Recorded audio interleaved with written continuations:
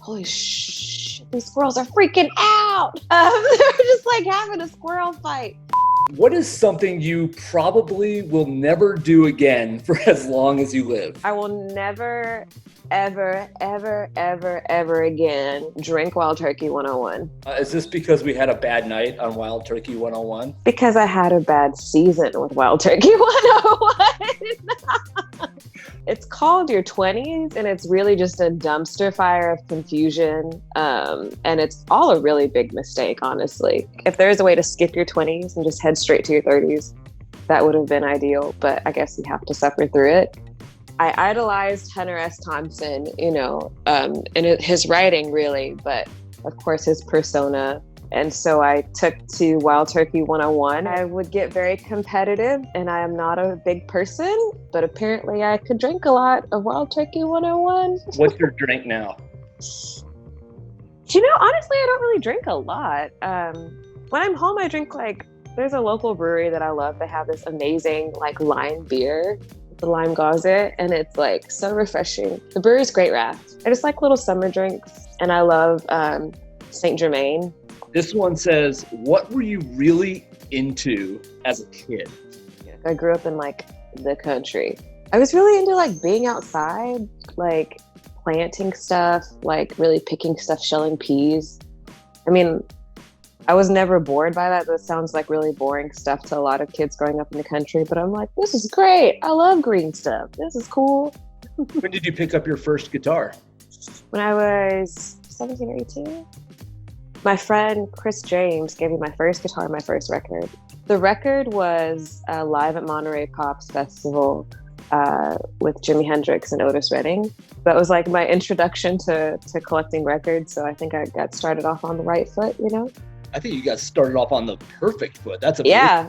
Yeah. It's pretty sweet. There's no touring right now. There's maybe the occasional side gig, but are you staying busy I know you're very into activism. Tell me about what you've been doing. So the second we got off the road, I went back to work as a patient advocate at Hope Medical Group, which is an abortion clinic in Louisiana. And currently the clinic that is, we're on the docket for the Supreme Court. We're waiting to hear back. So the case is June Medical Services, which is the other name of Hope Medical Group, that's the LLC, versus basically the Louisiana Health Department. Essentially, back in 2016, there was the same court case that was Whole Women's Health versus Halderstedt. The state was trying to require doctors to have admitting privileges. Essentially, the admitting privileges aren't necessary because dentists don't need admitting privileges, right? A lot of outpatient surgeries, it's not required. We're fighting the same thing, essentially. It's like fighting a ghost. You're we've already done this. We've already established this. Isn't precedent a thing? Isn't that what the Supreme Court is based around? What can people do right now that would help support you and your band? Well, as with all artists, a lot of our income comes from merch, right? So in a really simple way, buy merch, especially in this climate where people are becoming more aware of the socioeconomic and racial inequities that we face, right? And as a Black artist, it's important that we are centered and amplified. So if you don't have the money to buy things, because we're all struggling in a lot of ways financially, everyone's kind of holding their breath. The people that aren't holding their breath should be. But that said, center, amplify, help, and listen. Communities are really important right now. So outside of just reaching out, outside of, sorry, there's a squirrel. What is going on? What? You're just staring at me through this. What is exciting about this time is that we are home, we are hungered in our communities. Who is in your backyard? Who are the local artists that have been saying the same shit for years that no one's listened to? Take that time. Who are the people that are in your community that are important to amplify? What I keep telling people too is that when this is all over and artists are back on the road, don't take live music for granted. Go to shows, give us money. And so we can keep doing this.